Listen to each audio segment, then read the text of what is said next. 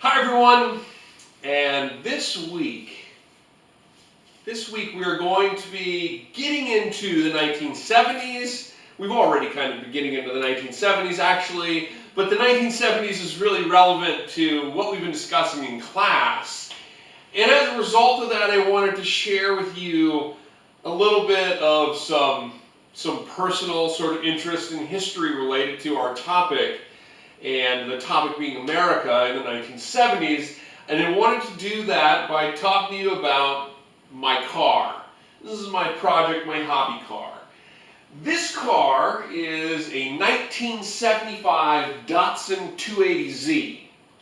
Now, for anyone who was alive in the 70s or 80s, even early 90s, or knows somebody that was, your parents or something like this, and you say 280Z to them, they immediately will know the car you're talking about, because these cars were really, really popular, particularly amongst younger people.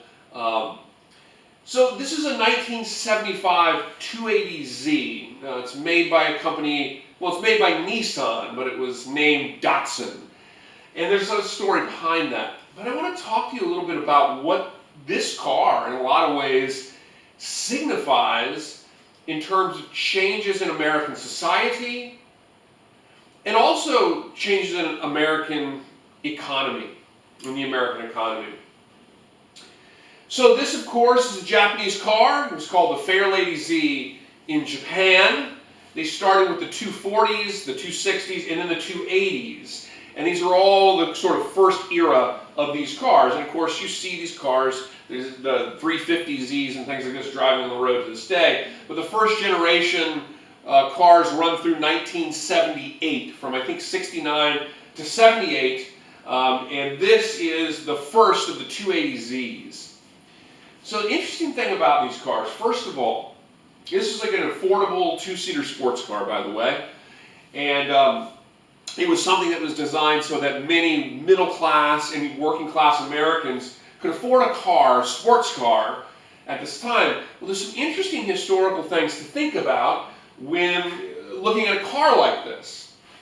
First of all, ultimately, in the next decade and a half to 20 years, you're going to see a real fundamental transition in terms of what Americans buy and what Americans drive. By the end of the 80s and early 90s, Japanese auto manufacturers, Honda, Toyota, Nissan, had really outpaced American auto manufacturers. And this is a huge shift in terms of what Americans were buying and what Americans were driving. That shift, you really start to see its roots taking hold really in the 1970s. And a car like this is an example of that. This car was made by Nissan. If you actually look under the hood, the valve cover says Nissan on it. They called it Datsun because the manufacturer wasn't sure if their brand would take off in America or not. And so they called it Datsun so that if the brand failed in America, it wouldn't make the Nissan brand look bad. But of course, the Datsuns were a huge success. And by the end of the decade, by the end of the 1970s, they were calling them all Nissans, very much signifying the rise of Japanese manufacturers, auto manufacturers, in the United States market. A couple of other interesting things about this car, and of course, relatively speaking, this car is a sports car. It's a two-seater kind of roadster. And by the way, I didn't buy it like this. Me and my brother restored this car over a period of like 10 years. It was found sitting on blocks, but a lot of work put into this car. But aside from that, this is a sports car, but for a sports car, it was actually quite fuel efficient. And the 1970s became associated with economic decline in the country, and there were even periods of gas shortages, particularly following the Arab-Israeli War in the mid-1970s, which led to an OPEC oil embargo in the United States, and people were actually waiting in the lines to get gas, and gas was being rationed for a period of time. And so this also was giving rise to people becoming a little bit more conscious of the fuel efficiency of their cars and purchasing them. A a lot of the big American cars at this time, their gas mileage was very poor. A car like this, and this is a sports car, but this car, if you want to, you can get 20 to 22 miles per gallon, which is pretty good for the time. And now you could buy a little small Honda Civic at the time, and they would get much, much better gas mileage. It's a very small car. So that's also economically and socially related in the United States. Now, another thing, too, about this car, some changes in technology and changes in safety. So first of all, if you can see here the bumpers on these cars. The car has a larger bumper, and that's because of changes in safety standards. And so cars were now mandated to have a larger bumper on them, whereas in the 60s and early 70s, the cars like this had very small bumpers, but now with safety standards being improved on, largely because of the advocacy of individuals like Ralph Nader, who was very critical of automobile safety in the 60s. He wrote a work called Unsafe at Any Speed about the Chevy Corvair. But as a result of that, you're starting to see a change as Americans are driving more and more. And likewise, as highway incidents and accidents occur more and more, you're starting to see an increasing push to develop improved safety standards. And those larger bumpers were examples of that.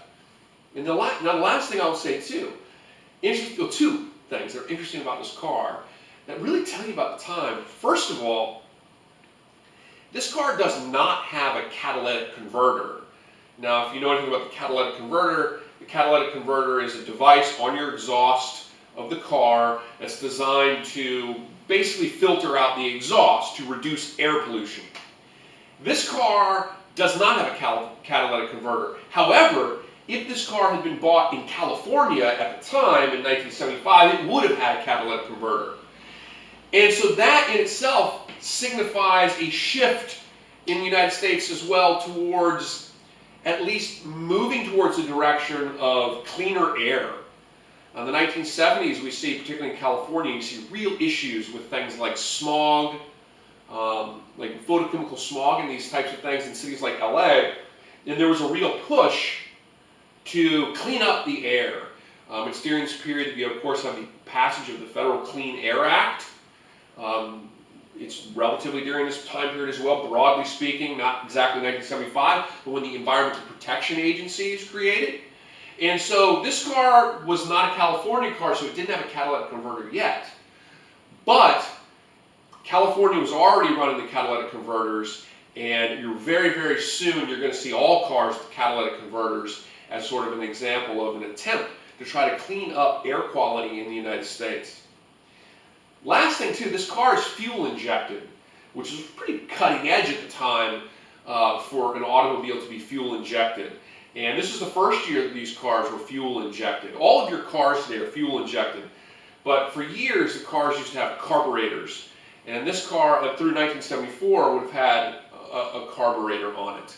And so you have increasing move towards fuel injection technologies, electronic technologies in the cars that eventually can make the cars also much more efficient. So the Datsun 280Z, this is my project car, my hobby car, the car that I like to take out cruising and things like this, that I found sitting on blocks, barely running, not painted up like this, and which myself and my brother worked on for years, slowly making it, what it is now. And so the Datsun 280Z.